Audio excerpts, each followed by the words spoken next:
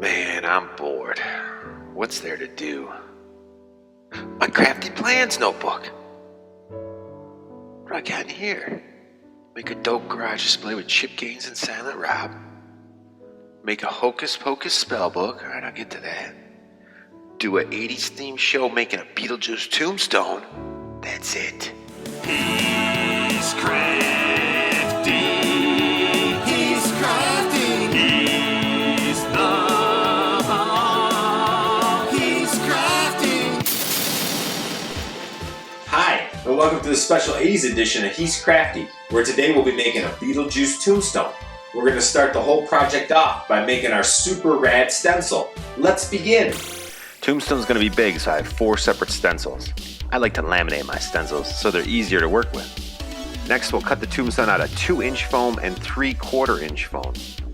Tape your stencil onto the 3/4 inch foam tombstone, trace it out, and don't forget that arrow. Now here I'm carving out our stencil with a soldering iron. You can also use a foam cutter if you have one readily available. After this, we move on to the heat gun for texture on the tombstone.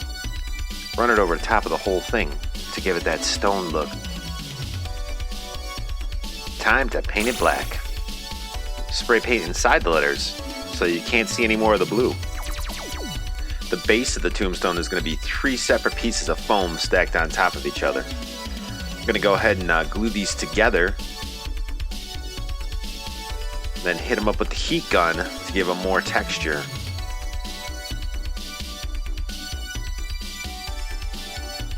The last step in this is to use spray foam on all 4 sides to seal the cracks and give it a cool looking effect.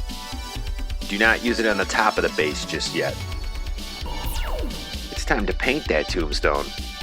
I'm using a mix here of dabs of black with a lighter gray and a darker gray all mixed together to give it that stone look. For the red lettering, I'm using this transparent red wrapping paper.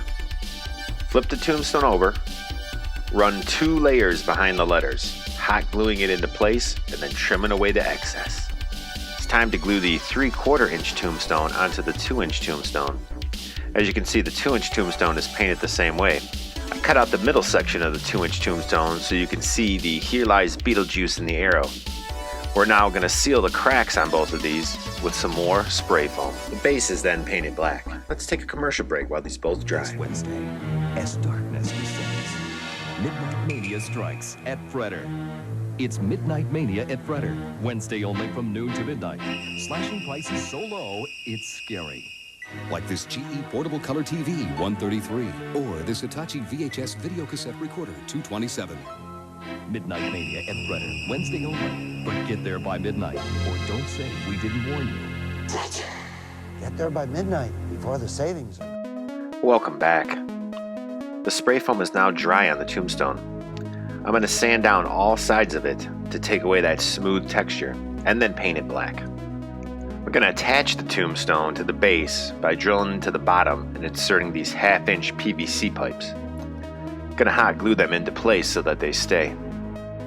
I'm now going to drill corresponding holes into the base, fill them with hot glue, and then attach the tombstone on top. As you can see, they run through the bottom.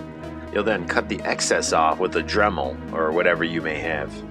We'll now run some more foam along the gap where the tombstone and the base meet. This will secure the tombstone to the base even more. Once it's all dry and painted, here's what you got. At this point, we're going to move on to our skeletons. Let's start off with the skeletons that are on the side of the tombstone. We're going to be using plaster strips on top of these guys to make them look like stone. First, I glue the joints in the place where I want them. I'll also glue the jaws open so they don't shut while we're layering these with plaster strips. This is basically plaster of Paris on a roll. Cut the section off you want, dip it in water, and run it onto your skeleton until it dries in place. Repeat this process until the entire skeleton is covered, and this is what you got. Ooh.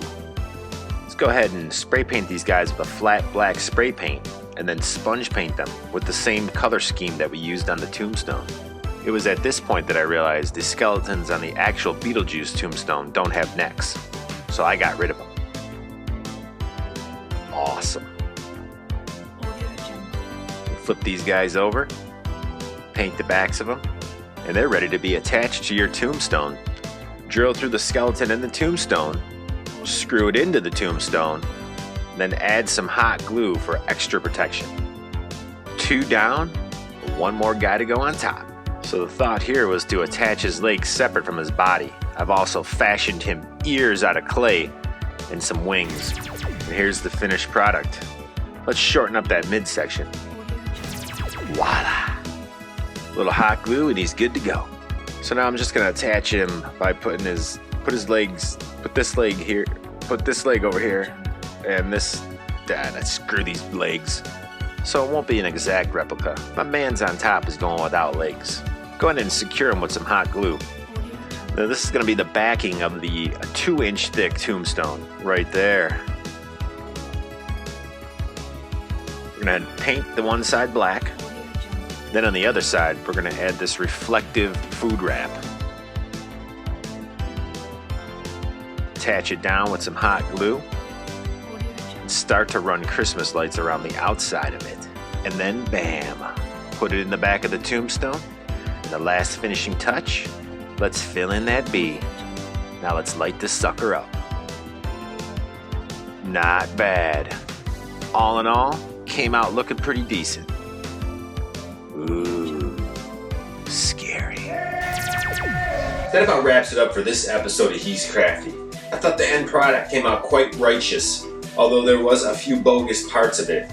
Like, I think maybe I would have used a strip of LED lights instead of Christmas lights. But that's all that I had. Also, that darn pesky demon on top and his legs that didn't work. But it is what it is. Until next time, my friends, stay excellent to each other. He's Crafty's been brought to you by Mutants, monsters, my sister, UFOs, mysterious breakdowns, mysterious breakups, skin conditions, headaches. It's all on TV20's Thriller Double Feature every Saturday afternoon at 2.